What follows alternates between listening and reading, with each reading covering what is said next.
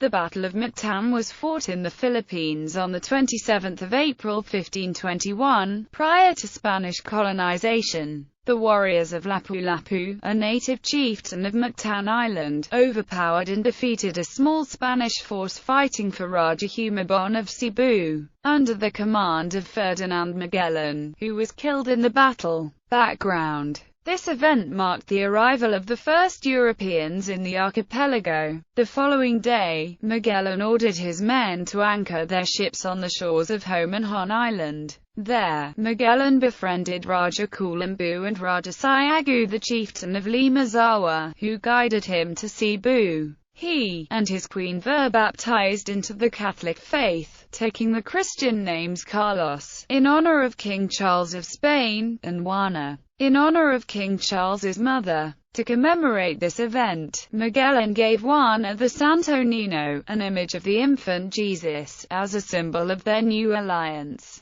As a result of Magellan's influence with Raja Humabon, an order had been issued to the nearby chiefs that each of them were to provide food supplies for the ships, and convert to Christianity. Most chiefs obeyed the order. However, Datu Lapu-Lapu, one of the two chiefs within the island of Mactan, was the only chieftain to show his opposition. Lapu-Lapu refused to accept the authority of Raja Humabon in these matters. This opposition proved to be influential when Antonio Pigafetta, Magellan's voyage chronicler, writes, on Friday, April 26, Zula, the second chief of the island of Mactan, sent one of his sons to present 2 goats to the captain general, and to say that he would send him all that he had promised, but that he had not been able to send it to him because of the other chief Lapu-Lapu, who refused to obey the King of Spain. Raja Humabon and Datu Zula suggested that Magellan go to the island of Mactan and force his subject, chieftain Datu Lapu-Lapu, to comply with his orders. Magellan saw an opportunity to strengthen the existing friendship ties with the ruler of the Visayan region and agreed to help him subdue the resistant Lapu-Lapu. Battle. According to the documents of Italian historian Antonio Pigafetta, Magellan tried to convince Lapu-Lapu to comply with Raja Humabon's orders the night before the battle. At midnight, 60 of us set out armed with corselets and helmets, together with the Christian king, the prince, some of the chief men, and 20 or 30 balanguais, a type of Filipino boat. We reached Mactan 3 hours before dawn. The captain did not wish a fight then, but sent a message to the natives to the effect that if they would obey the King of Spain, recognize the Christian king as their sovereign, and pay us our tribute, he would be their friend, but that if they wished otherwise, they should wait to see how our lances wounded. They replied that if we had lances, they had lances of bamboo and stakes hardened with fire. They said that in order to induce us to go in search of them, for they had dug certain pit holes filled with spikes between the houses in order that we might fall into them. Pigafetta writes how Magellan deployed 49 armored men with swords, axes, shields, crossbows, and guns,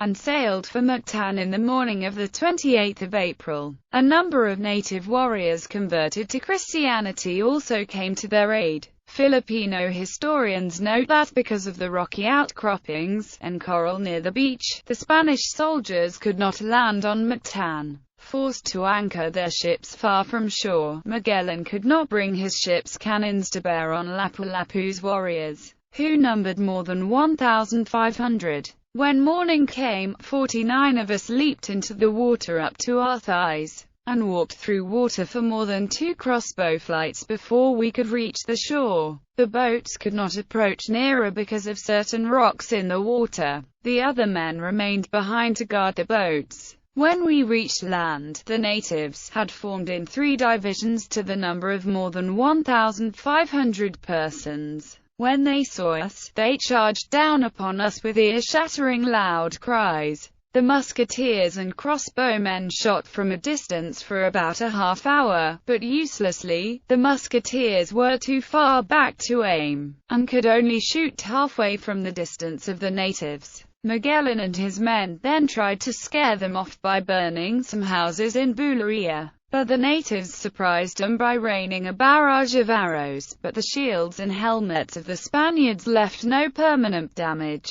Seeing that, Magellan sent some men to burn their houses in order to terrify them. When they saw their houses burning, they were roused to greater fury. Some of our men were killed near the houses, while we burned 20 or 30 houses. So many of them rained down upon us that the captain was shot through the right leg with a poisoned arrow. On that account, he ordered us to a frontal assault, but the men took to flight, except 10 to 15 of us who remained with the captain. The natives shot only at our legs, for the latter were bare, and so many were the spears and stones that they hurled at us, that we could offer no resistance. The mortars in the boats could not aid us as they were too far away. When the natives charged to their position, Magellan ordered his men to fire at them using their rifles and crossbows, but for a short period of time, out of ammunition, they switched to their swords and axes and fought with the captain. At least 10 Spaniards were killed and the others withdrew. Many of the warriors specifically attacked Magellan. In the struggle, he was wounded in the arm with a spear and in the leg by a campylon. Those who stood beside him were easily overpowered and killed, while the others who tried to help him were hacked by spears and swords. With this advantage, Lapu-Lapu's troops finally overwhelmed and killed Magellan. Pigafetta and a few others managed to escape. Recognizing the captain, so many turned upon him that they knocked his helmet off his head twice. An Indian hurled a bamboo spear into the captain's face, but the latter immediately killed him with his lance, which he left in the Indian's body. Then, trying to lay hand on sword, he could draw it out but halfway, because he had been wounded in the arm with a bamboo spear. When the natives saw that, they all rushed themselves upon him. One of them wounded him on the left leg with a large cutlass, which resembles a scimitar, only being larger. That caused the captain to fall face downward, when immediately they rushed upon him with iron and bamboo spears and with their cutlasses,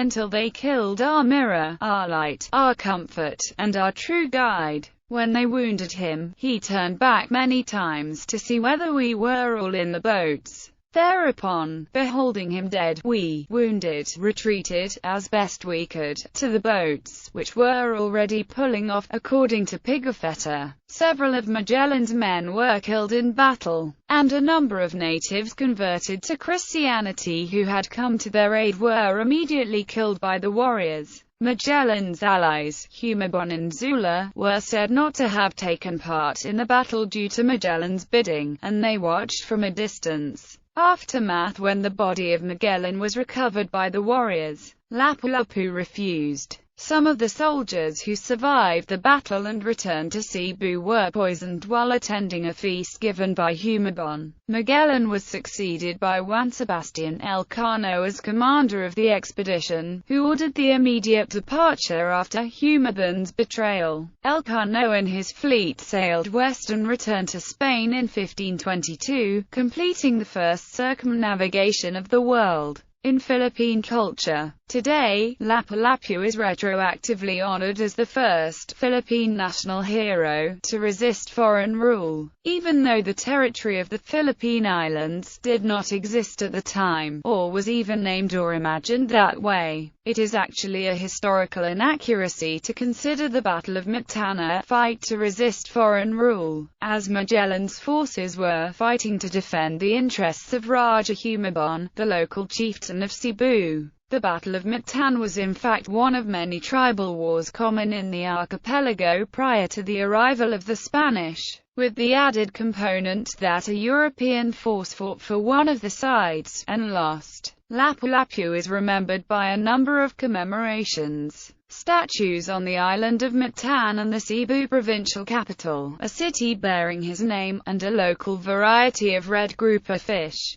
Kapampangan actor turned politician Lito Lapid starred in a film called Lapu-Lapu, and novelty singer Yo-Yo Villamy wrote her folk song entitled Magellan, that tells a humorously distorted story of the Battle of Mactan. There is a spot in Mactan Island called the Mactan Shrine where the battle is reenacted during its anniversary. In the same shrine, next to the Lapu-Lapu statue, there is a obelisk erected in Magellan's honor by the Spanish colonial authorities and defaced shortly after the U.S. military occupation of the Philippines. Magellan is also honored for bringing Christianity to the Philippines in general and the Santo Niño to Cebu in particular. The Magellan's Cross and the aforementioned Magellan's Shrine were erected in Cebu City and Mactan Island. Many landmarks and infrastructures all over the Philippines bear Magellan's name, mostly using its Spanish spelling, which is also a widely used Filipino surname. The inhabitants of the Sulu archipelago believe that Lapu-Lapu was a Muslim of the Tausug people. Legends. According to native legend, Lapu-Lapu never died but turned into stone, and has since then been guarding the seas of Mactan. Fishermen in the island city would throw coins at a stone shaped like a man as a way of asking for permission to fish in the chieftain's territory. Another myth passed on by the natives concerns the statue of Lapu-Lapu erected on a pedestal at the center of the town plaza. The statue faced the old City Hall building, where the mayors used to hold office. It held a crossbow in the stance of appearing shoot an enemy. Some superstitious people of the city proposed to change this crossbow with a sword, after a succession of 3 mayors died due to a heart attack. Another legend suggests that after the battle, Lapu-Lapu left Mactan and lived on a mountain.